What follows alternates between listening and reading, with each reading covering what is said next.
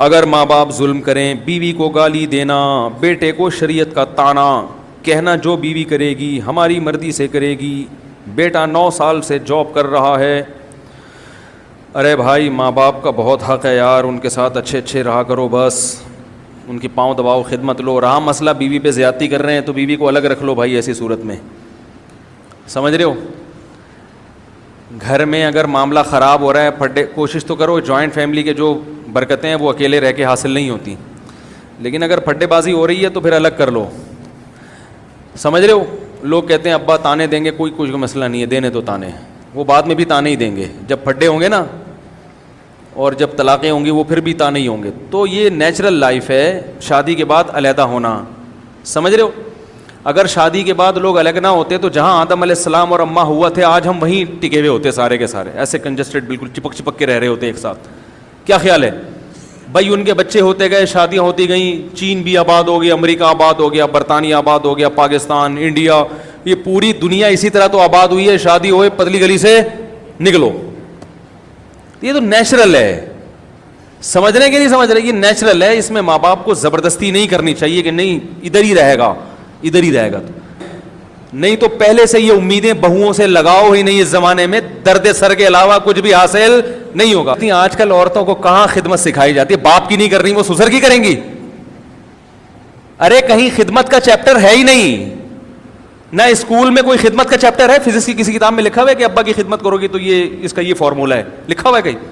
یہ ایکویشن اس کی یہ ہے، امی کی خدمت کی ایکویشن، اس میں تو اتنے کلومیٹر فی گھنٹہ کی رفتار سے آپ بھاگو گے ہیں، اتنی دیر تک تو فلاں جگہ پہنچ جاؤ گے۔ میں جب فزکس پڑھتا تھا نا تو ہم نے ایک ایکویشن پڑھی تھی کہ اتنے کلومیٹر فی گھنٹہ کی رفتار سے آپ چلیں گے اور ایکسلریشن اتنی ہوگی تو اتنی دیر میں وہاں پہنچ جائیں گے۔ تو ہم لوگ شارع فیصل جاتے تھے اپنی پھپھو سے ملنے، تو میں وہ کلومیٹر ناپتا تھا اس کے بس کے نا، کہ اتنے کلومیٹر جا رہی ہے اور جانا وہاں ہے تو کتنی دیر میں، تو کیلکولیشن میں لگا رہتا تھا۔ تو فزکس میں تو یہ سکھایا جاتا ہے، میتھ میں 2 اور 2 4 سکھایا جاتا ہے، کیمسٹری میں بھی کچھ اور سکھایا جاتا ہے، پانی کا فارمولا اور نمک کا فارمولا، ٹھیک ہے نا؟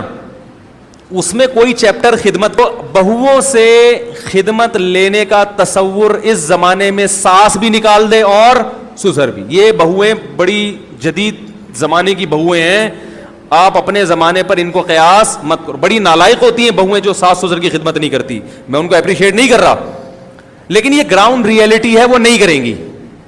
بیوی شوہر کی نہیں کر رہی آج کل، اپنے باپ کی نہیں کر رہی، وہ سسر کی کہاں سے کرے گی خدمت یار؟ کچھ تو کامن سینس استعمال کرنی چاہیے نا، زمانے کو بھی تو دیکھو۔ اب اس کا ایک حل تو یہ کہ بیویوں کو طلاقیں دینا شروع کر دو جو ابا کی خدمت نہیں، ایسے تو پھر آپ ساری زندگی کنوارے ہی رہو گے۔ دوسرا کمپرومائز کرو بھائی، صحیح ہے نا؟ اتنی مل گئی کہ وہ آپ کی اجازت کے بغیر گھر سے باہر نہیں نکلتی، آپ کی اجازت کے بغیر کسی سے فون پہ بات نہیں کرتی، بہت نیک ہے خدا کی قسم۔ کیا ہے؟ بس اتنا کافی ہے۔ جو سیزن چل رہا ہے بھائی، سیزن کے حساب سے بات کر رہا ہوں، ورنہ کنوارے رہو گے ساری زندگی۔ تو 2-3 چیزیں ان پہ کمپرومائز نہیں کرو۔ آپ کی اجازت کے بغیر کسی مرد سے بات نہ کرے، یہ ڈینجرس ہے، یہ قابل، یہ جو میں نے بیان کیا نا، باؤنڈری ہونی چاہیے، یہ ڈینجرس ہے، اتنا بھی براڈ مائنڈڈ بننے کی ضرورت نہیں ہے، ٹھیک ہے نا؟ دوسرا، آپ کی مرضی کے بغیر کہیں جائے نہیں، آپ کو پتا ہو کہ کہاں ہے، ایسا نہ ہو کہ جی وہ سوئٹزرلینڈ چلی گئی ہے گھومنے پھرنے کے لیے، آپ کو پتہ ہی نہیں، آپ سمجھ رہے ہو انڈا موڑ سے ہو کر آ رہی ہے، ٹھیک ہے نا؟ پتہ ہی نہیں بندے کو بیوی ہے کہاں، تو بیگم باؤنڈ ہے آپ کے لیے، وہ آپ کو آپ کی اجازت سے جائے گی، ٹھیک ہے نا؟ تیسری بات یہ ہے کہ آپ کی استطاعت سے زیادہ خرچہ نہ کروا رہی ہو۔ اگر اس بیس پہ روز روز جھگڑے ہو تو آدمی پاگل ہو جاتا ہے، استطاعت سے زیادہ تو کوئی بھی نہیں کھلا سکتا نا۔ یہ 2-3 موٹی موٹی چیزیں ہیں، اور دیندار آدمی کے لیے پردہ بھی کرتی ہو، کیونکہ دیندار آدمی یہ بے پردی والی بغیرت برداشت نہیں کر سکتا، اس میں تھوڑا فرق ہے دیندار اور بے دین کا۔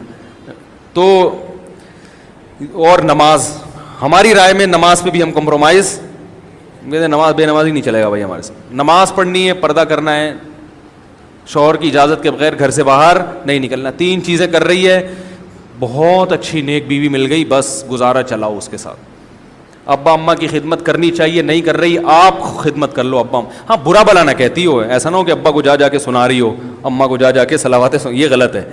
خدمت نہیں کر رہی تو بولو اس نے اپنے باپ کی نہیں کی تو یہ میرے باپ کی کہاں سے کرے گی، اور آپ کون سا اپنے باپ کی خدمت کر رہے ہو میرے بھائی؟ آپ کہاں اپنی ماں کی خدمت کرتے ہو؟ پہلا حق تو بیٹے کا ہے کہ اپنی ماں کی خدمت کرے. سارا دن کبھی پوچھتا ہے نہیں, بیوی پہ آگے روب جماتا رہتا ہے. تو عورت کو چاہیے کہ اپنے ساس سسر کی خدمت کرے, اس کی اخلاقی ذمہ داری ہے. لیکن نہیں کر رہی تو اس بنیاد پہ طلاقیں. بولو بھائی, مت دو, گھر مت اجاڑو. یہ سیزن, اسی فیشن چل رہے ہیں آج کل مارکیٹ میں, اسی قسم کی بہویں اویلیبل ہیں. آپ اگر جاؤ گے تو آرڈر پہ بھی نہیں بنتی ہیں آج کل وہ والی جو پرانے زمانے کی بہویں ہوتی تھیں. سمجھ رہے ہیں کہ نہیں سمجھ رہے؟ چلاؤ گزارا. تو ہاں, میں یہ کہہ رہا تھا کہ نہیں بنتی, لڑائی جھگڑے ہو رہے ہیں بھائی, بیگم کو الگ. تو میں نے گھر میں کہا ہوا ہے کہ بیٹے بالغ ہوں گے الگ رہیں گے, ہم خود ملنے چلے جایا کریں گے بہو سے. کیا خیال ہے بھائی؟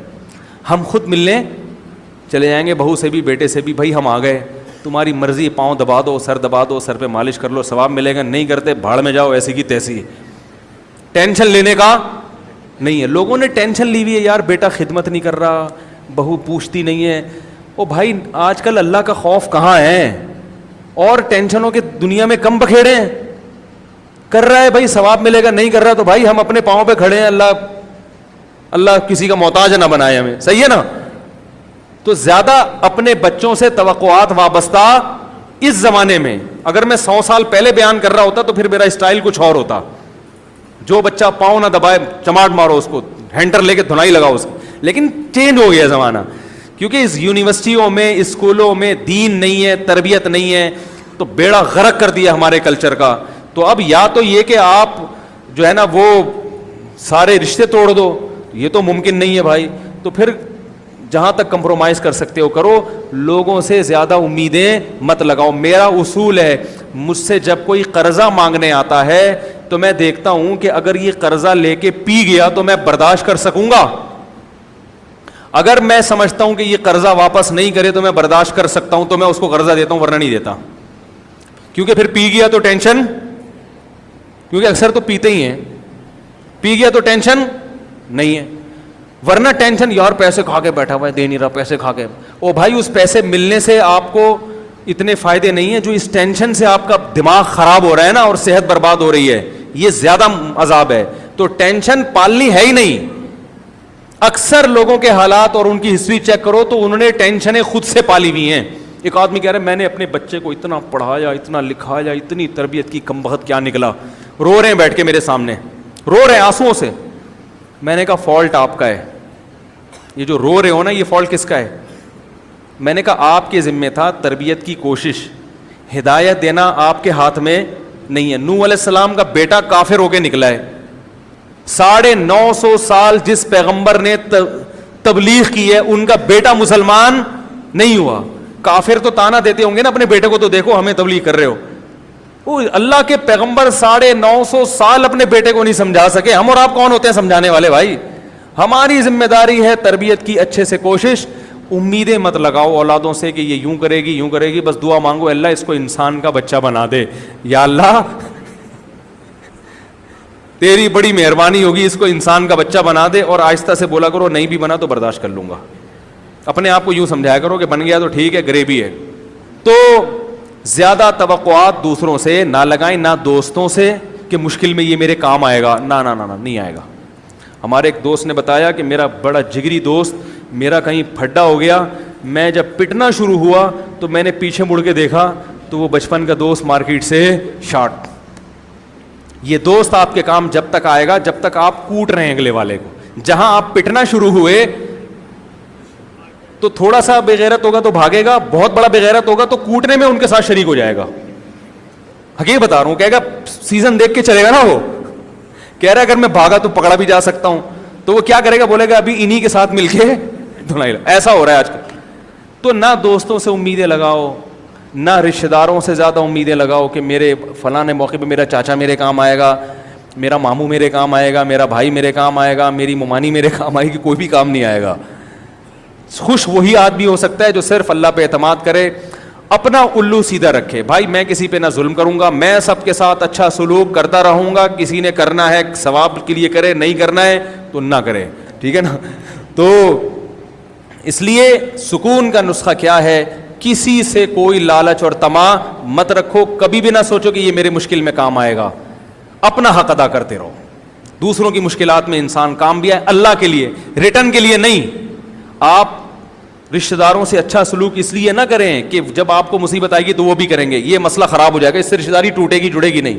آپ اچھا سلوک کریں, بھائی میں آخرت چاہتا ہوں, بس آپ نے کرنا ہے کرو, نہیں کرنا بھاڑ میں جاؤ, ہم اپنا فرض ادا کرتے رہیں گے نماز روزے کی طرح. ہم نماز کیوں پڑھتے ہیں؟ اللہ کو خوش کرنے کے لیے نا, چاہے کوئی خوش ہو یا نہ ہو. تو اسی طرح بھائی ہم بہن بھائیوں سے اور رشتہ داروں سے اچھا سلوک کریں گے اللہ کو خوش کرنے کے لیے. اس کا ریٹرن آپ دے دو اچھی بات ہے, نہیں دو کوئی پرابلم نہیں ہے, کیونکہ ہم امیدیں لگا کے ہی نہیں بیٹھتے. نہیں آ رہی سمجھ میں تو جیسے چل رہے ہیں بھائی ویسے ہی چلتے رہیں. Thanks for watching. Don't forget to like, comment, share and subscribe to Mufti Tariq Masood, famous scholar.